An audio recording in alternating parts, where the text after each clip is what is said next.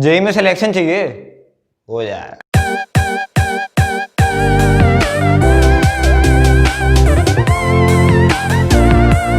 आज की वीडियो में बात करने वाले अबाउट जेईई कि जेई की प्रिपरेशन कैसे करें, कौन कौन सी बुक्स चाहिए, कैसे मैंने करी और कैसे आप कर सकते हैं।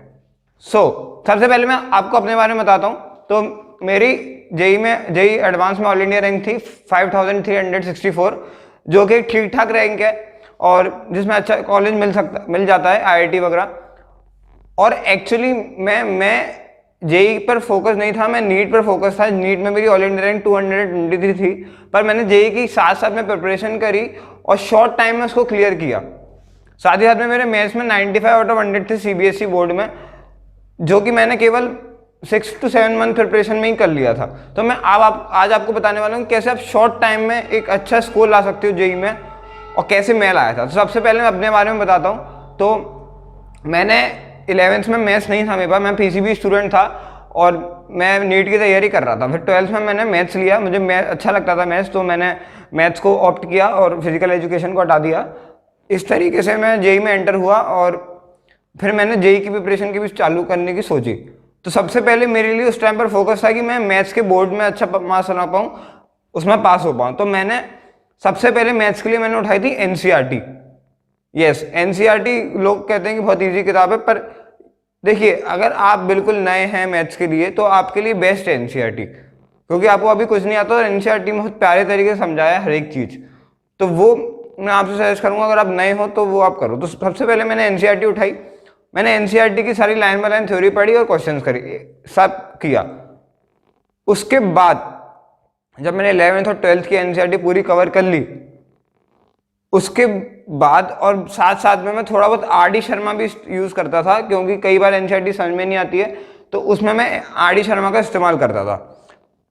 फिर जब मैं मतलब एक मैं लेवल की तरह चल रहा था, पहले मैं एनसीईआरटी मेरे लिए एक लेवल था, जब मेरे को वो इजी लगने लगी तो मैं आर डी शर्मा पे आया। फिर जब वो मेरे को इजी लगने लगी तो मैं आ गया था जी तेवानी की जो बुक है सिंगेज वाली, उस पर वो मैंने करी। वो मैंने पूरी कंप्लीट नहीं कर पाया था, मेरे पर टाइम नहीं बचा था, पर फिर भी मैं काफ़ी हद तक कर लिया था उसको और मैं अच्छा स्कोर मैंने ले आया था अपने बोर्ड में भी और जेई एडवांस और मेंस में भी। जो ये एडवाइस आज मैं अभी आपको दे रहा हूँ वो मैं और मेरा दोस्त दोनों ने एक दूसरे डिस्कस करके बनाई है। मेरा दोस्त जो है उसकी भी जेई मेन में ऑल इंडिया रैंक उसकी 39 थी और जेई एडवांस में 195 थी, जो कि काफ़ी अच्छी रैंक है। तो हम दोनों साथ साथ में प्रिपरेशन करी थी। तो मैं आपको एक बहुत ही अच्छा तरीका बताऊंगा किस तरीके से आप शॉर्ट टाइम में कर सकते हो और लॉन्ग टाइम में भी आप कौन कौन सी आपको बुक्स इस्तेमाल करनी चाहिए। अब हम स्टार्ट करते हैं कि हमें क्या क्या बुक्स की जरूरत है। मैं जो फिजिक्स के लिए मैं बोलूँगा, फिजिक्स के लिए आपको अगर जेई के स्टूडेंट तो सबसे पहले आपको जो है ना हर चीज़ ध्यान से पढ़नी चाहिए और बिल्कुल कंसंट्रेशन से और अंडरस्टैंडिंग लेकर, कुछ भी चीज़ रटना नहीं है। नीट में रट लेते हैं लोग स्टूडेंट, लेकिन जेई में रटना नहीं है, ठीक है। तो फिजिक्स के लिए सबसे पहले तो एनसीईआरटी पढ़ो, क्योंकि एनसीईआरटी क्या होता है कि काफ़ी ज़्यादा उसमें अंडरस्टैंडिंग से समझाया जाता है। बाकी किताबों में क्या है कि वो एक तरीके से एक रामायण की तरह लिखते हैं, लेकिन एनसीईआरटी रामायण की तरह नहीं लिखी, वो थोड़ा प्यार से लिखी है, तो उसमें मज़ा भी आता है और अंडरस्टैंडिंग भी डेवलप होती है। तो मैं अपना बताऊँ तो मैंने एनसीईआरटी पढ़ी थी फिजिक्स के लिए और मैं आपको सजेस्ट करूँगा आप एनसीईआरटी तो पढ़ो ही पूरी से पूरी और उसके क्वेश्चंस लगाओ, ठीक है। फिर साथ ही साथ में आप क्या कर सकते हो, आप एच वर्मा सॉल्व कर सकते हो या आप बीएम शर्मा सॉल्व कर सकते हो अगर आप नॉन कोचिंग स्टूडेंट्स हो। अगर आप कोचिंग स्टूडेंट हो तो मैं कहूँगा कि आप अपने जो कोचिंग मटेरियल है वो सॉल्व करो। जैसे मैं आकाश में था, तो मैं इंजीनियरिंग का जो मेरे को कोचिंग मटेरियल मिलता था मैं एनसीईआरटी और वो लगाता था। बाकी मैं कभी कभी बीएम शर्मा पे आता था, कभी कभी जब मेरे को मान लो मटेरियल अवेलेबल नहीं है, वहाँ पर बुक्स नहीं मिल रही हैं, तो मैं कभी कभी बीएम शर्मा एच वर्मा पे आता था। बीएम शर्मा एच वर्मा में मैं अगर आपसे बोलूँ कि अच्छी किताब कौन सी है तो वो है बीएम शर्मा, क्योंकि उसमें सारे तरीके के क्वेश्चन दिए हुए हैं और वो सही है, जबकि एच शर्मा में इतना नहीं दिया है। एच शर्मा का हाइप बना रखा है, मुझे ऐसा लगता नहीं है कि एच शर्मा उतनी अच्छी किताब है। बीएम शर्मा मेरे को ज़्यादा अच्छी लगती है। तो अगर आप नॉन कोचिंग स्टूडेंट हो तो आपको एनसीईआरटी और बीएम शर्मा ये आप शुरुआत से लेके एंड तक लगाओ, ठीक। इससे ना आगे जाने की जरूरत है ना पीछे जाने की जरूरत है, ठीक है। केमिस्ट्री में आते हैं अपन। केमिस्ट्री में देखो एनसीईआरटी तो बहुत ही ज़्यादा महत्वपूर्ण है केमिस्ट्री के लिए, अगर आप जेई के भी हो नीट के भी हो। मतलब देखो इनऑर्गेनिक जो है उसमें आपको आगे जाने की जरूरत नहीं है, मैं बोलूँगा इनऑर्गेनिक आप एनसीईआरटी से पूरी की पूरी कवर करो, और आपको मेरा जो है चैलेंज है, आप एनसीईआरटी से पढ़ नहीं पाओगे इनऑर्गेनिक, मतलब आप वो याद नहीं रख पाओगे, इतना ज़्यादा एनसीईआरटी में भी दिया है। जैसे एक सवाल था जेई मेन में पूछा गया था 2019 में कि वॉशर मूवमैन ने क्या किया था।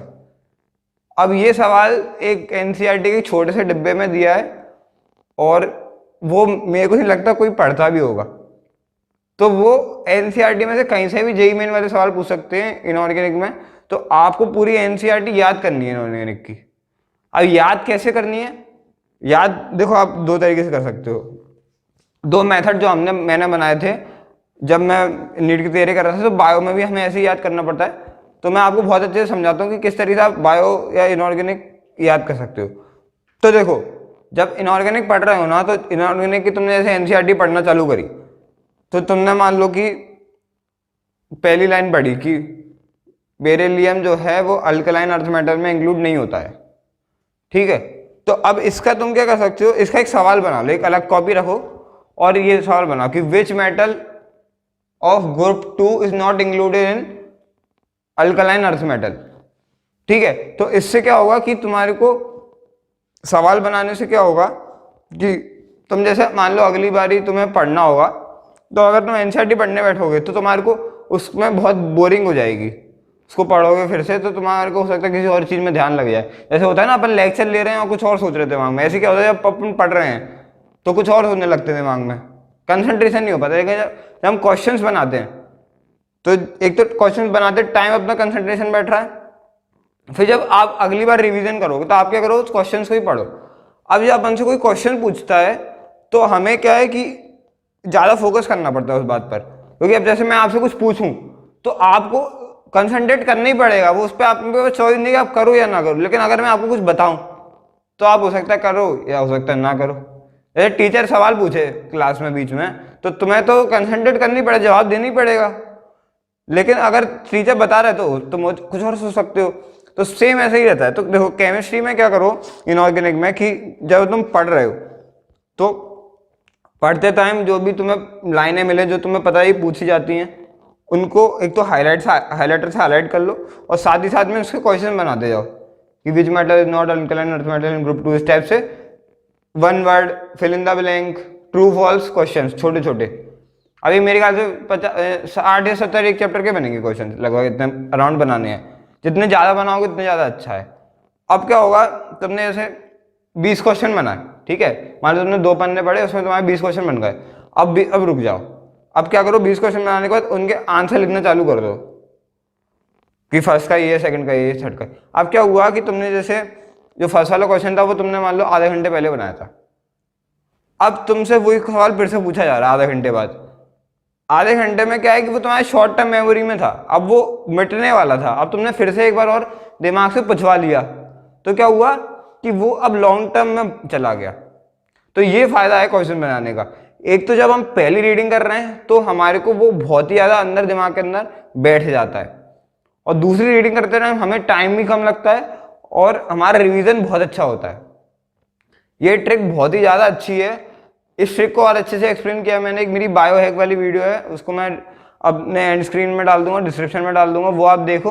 मतलब एक तो तरीका है बैठो तो उसमें आपका दिमाग नहीं लगेगा, मतलब आपको मज़ा नहीं आएगा, इसमें मज़ा आता है रटने में। तो वो उसमें मैंने और अच्छे से एक्सप्लेन किया, तो वो भी आप जाके देख सकते हो। अब जो हमारे ऑर्गेनिक के लिए इनऑर्गेनिक के लिए हो गई एनसीईआरटी, अब आता है फिजिकल। फिजिकल के लिए देखो एनसीईआरटी पढ़ना है पूरा, साथ ही साथ में आर सी मुखर्जी या पी बहादुर में से कोई एक किताब लगा सकते हो तुम, ठीक है। फिर आता है ऑर्गेनिक। ऑर्गेनिक में एनसीईआरटी पूरा पढ़ना है। एनसीईआरटी का एक लाइन इंपॉर्टेंट है, पूरी याद होनी चाहिए, जितने भी रिएक्शन है सब याद होनी चाहिए, और उनके मैकेनिज्म पता होने चाहिए, जितने भी रिएक्शंस के मैकेनिज्म बताए जाते हैं। और अगर मैकेनिज्म तुम्हें नहीं बताया जा रहा है तो तुम सोलोमन से देख सकते हो। सोलोमन को एज ए रेफरेंस किताब रखो, पूरी शुरुआत से लेकर एंड तक पढ़ने की जरूरत नहीं है। पर तुम्हें कुछ चीज़ समझ में नहीं आ रही या तुम्हें मैकेनिज्म नहीं मिल रही तो वो तुम सोलोमन से देखो जरूर, क्योंकि जेई में पूरा मैकेनिज्म पूछा जाता है, काफ़ी सारे क्वेश्चन मैकेनिज्म के मिल जाएंगे मेंस और एडवांस में। तो आपको उसकी अंडरस्टैंडिंग बहुत अच्छी होनी चाहिए और उसको मजे की तरह पढ़ो। देखो किसी चीज़ का वो अंडरस्टैंड करते हैं कि कैसे कोई रिएक्शन होती है, कैसे उसमें इलेक्ट्रॉन जाता है, वो वहाँ से उचकता है, तो वो बहुत मज़ेदार हो जाता है। उसको मज़े की तरह पढ़ोगे ना तो मज़ा आएगा, और तुम उसको टेंशन की तरह पढ़ोगे तो मज़ा नहीं आएगा। और भी मैंने इस टॉपिक के ऊपर वीडियो डाल रखे हैं, वो भी आप मेरी प्लेलिस्ट पे चेक कर सकते हो, टिप्स एंड ट्रिक्स करके प्लेलिस्ट है, ठीक है। फिर आता है मैथ्स। मैथ्स के लिए क्या करना है, अगर तो आपकी मैथ्स वीक है तो मैं आपको सजेस्ट करूंगा आप एनसीईआरटी पे जाओ पहले। वो एक ऐसी किताब है जो आपको कॉन्फिडेंट डेवलप करेगी मैथ्स में, और आपको पहले थोड़ा समझाएगी। अगर जैसे बच्चा होता है ना छोटा, उसकी तरह आपकी उंगली पकड़ के पहले आपको एक लेवल तक लाएगी, उसके बाद आप आगे किताब पर जा सकते हो। तो जैसे मैंने आपको बताया था ना, जब मैंने फॉलो किया था एनसीईआरटी, फिर थोड़ा थोड़ा मैं आर डी शर्मा पे आया, फिर आर डी शर्मा को छोड़ के फिर मैं जी तिवारी पे आ गया था। तो ये बहुत ही बढ़िया किताब है। एक तो जी तिवारी बहुत ही शानदार किताब है, उसमें सब तरीके के क्वेश्चन जो हो सकते हैं वो सब कवर करे हैं उनने। और जी तिवारी सर मेरे को बहुत ही ज़्यादा अच्छे सर लगते हैं। इनके यूट्यूब चैनल है जिस पर उन्होंने काफ़ी सारे वीडियो डाल रखे हैं और क्वेश्चन सॉल्व करवाते हैं वो। तो मेरा इतना जल्दी उन्होंने कवर करवाया पूरा मैथ्स कि मैं क्या बताऊँ, केवल इनकी किताब से और इनके यूट्यूब चैनल की वीडियो से मुझे बहुत फ़ायदा मिला मैथ्स में। मतलब मैं कहाँ मैं जीरो पे था जब 12 चालू हुआ था, जब मेरे को कुछ भी नहीं आता था मैथ्स में, और कहाँ मैं केवल 6-7 महीने में मैं 12th बोर्ड्स में 95/100 लाया, और जेईई मेन और एडवांस दोनों मैंने क्लियर किया। तो कैसे, ये चमत्कार ही है ना। तो चमत्कार कैसे हुआ, इनकी वीडियोस देखकर बहुत फायदा हुआ था मेरे को। और एनसीईआरटी आरडी सर में थोड़ा थोड़ा मैंने लगाया था, एनसीईआरटी पूरी कवर करी थी। सो ये था पूरा जेईई के लिए। साथ ही साथ में देखो टेंशन लेके मत पढ़ो। टेंशन लेके क्या होता है कि हम किसी भी चीज़ को टेंशन लेके पढ़ते हैं ना, तो हमारे दिमाग काम नहीं कर पाता। दिमाग काम में ना मेमोरी वो चला पाता है, ना दिमाग में जो वाइटल फंक्शन है ना वो नहीं हो पाते। जैसे चीज़ें हम सोच नहीं पाते। जैसे मैथ्स और फिजिक्स और केमिस्ट्री है जेईई की, उसमें क्या है, सोचने का है। कैसे आप चीज़ों को एनालाइज कर सकते हो, कैसे आप जो है कुछ नया थॉट ला सकते हो अपने दिमाग में, कोई चीज़ नई इन्वेंट कर सकते हो अपने दिमाग में। तो वो सब कब होती है, जब हमारा दिमाग शांत होता है, खुश होता है। कोई भी इन्वेंशन कभी ऐसे नहीं हो पाता कि ना बहुत ज़्यादा टेंशन दे दें अपन किसी को तो उससे वो कुछ चीज़ इन्वेंट कर ले, नहीं। जब वो फ्री होता है ना, तब दिमाग का बेस्ट काम होता है। ये बायोलॉजिकली प्रूव्ड है। तो आप जो है मजे से पढ़ो, उसको एक एज अ टारगेट भी लेकर पढ़ सकते हो, एक ऐसा कि यार ये तो हम चलो ढूंढ के तो देखें कि भाई क्या है, क्या लिखा है किताबों में, कैसी चीज़ें होती हैं भाई, कैसे रिकॉर्डिंग हो रही है, कैसे जो है लाइटें चल रही हैं, कैसे मैं बोल रहा हूँ, क्या है हर एक चीज़ के पीछे क्या क्यों हो रही है हर एक चीज़। भाई ये पेन है, इसको मैंने गिरा दिया तो ऐसा क्यों नहीं होता कि ये उठ के मेरे हाथ में आ जाए, मतलब ऐसा होने से कौन रोक रहा है। तो ये सब चीज़ ग्रेविटी हो गई। ग्रेविटी तो एक बहुत छोटा आंसर हो गया इस चीज़ का, तो ग्रेविटी का आंसर है। लेकिन मैं बस इसका एक और बहुत बड़ी आंसर है, वो है सेकंड लॉ ऑफ थर्मोडायनेमिक्स। वो आप सर्च करना कि सेकंड लॉ ऑफ थर्मोडायनेमिक्स ये कहता है कि ये ऊपर उठ के नहीं आ सकता। इसको अपन दो तरीके से एक्सप्लेन कर सकते हैं, वो और मज़ेदार है। मतलब बहुत सारी चीज़ें हम, ये सेकंड लॉ ऑफ थर्मोडायनेमिक्स कितना मज़ेदार चीज़ है कि जो वर्ल्ड है उसमें सब चीज़ें किसी एक डायरेक्शन में होती हैं, उल्टी नहीं हो पाती। जैसे ये जो रिकॉर्डिंग है, जैसे पेन है, इसको अगर मैं रिकॉर्डिंग को उल्टा चलाऊं तो वैसा वर्ल्ड में ये चीज़ें एग्जिस्ट नहीं करती, ये पेन उठ के ऊपर नहीं आएगा। तो ऐसा क्यों होता है। तो ये सब चीज़ें इतनी मज़ेदार हैं, इनको आप मज़े से पढ़ो ना। और टेंशन लेके पढ़ोगे तो देखो ना सिलेक्शन होना और तुम डिप्रेशन में चले जाओगे।